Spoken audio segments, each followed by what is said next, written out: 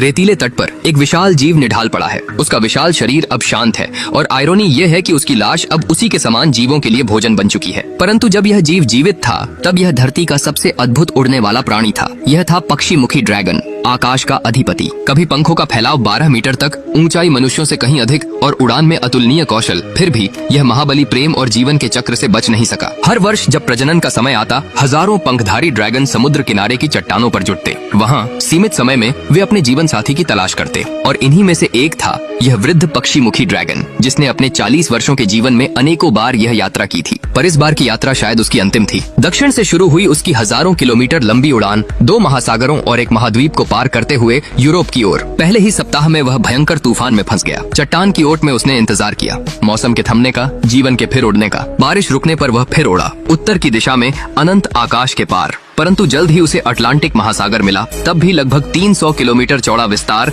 जहां रुकने की कोई जगह नहीं। उसने अपनी पूरी ताकत लगा दी, समुद्री हवा का सहारा लिया और बीच बीच में समुद्र से मछलियां पकड़कर अपनी भूख मिटाई। 2 दिन 2 रातों की निरंतर उड़ान के बाद वह आखिर यूरोप के किनारे पहुंचा, थका हुआ पर जीवित। कुछ दिनों के विश्राम के बाद वह फिर उड़ा अपने जन्म स्थल की ओर। अब तक उसने 14,000 किलोमीटर की यात्रा कर ली थी। बूढ़ा शरीर अब थकान से टूट चुका था, पर दिल में अब भी एक आशा थी, किसी साथी की, किसी जीवन की निशानी छोड़ जाने की। जब वह अंततः उस रेतीले तट पर पहुंचा जहां कभी वह राज करता था, वहां पहले से ही सैकड़ों जवान नर ड्रैगन इकट्ठे थे। सब अपने सामर्थ्य का प्रदर्शन कर रहे थे, ऊंचे स्वर में पुकारते, मादाओं का ध्यान खींचते। वृद्ध ड्रैगन ने भी कोशिश की, पर अब उसकी आवाज उतनी शक्तिशाली नहीं रही थी। धीरे धीरे उसे किनारे की ओर धकेल दिया गया, जहाँ कोई नहीं देखता, जहाँ कोई नहीं सुनता। 3 दिन बीते।